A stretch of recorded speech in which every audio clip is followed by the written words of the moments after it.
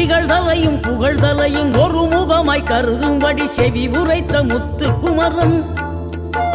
நீ வறுமையையும் வளமையையும் சமநிலையாய் உணரும்படி மதி கொடுத்த செல்வ குமரன்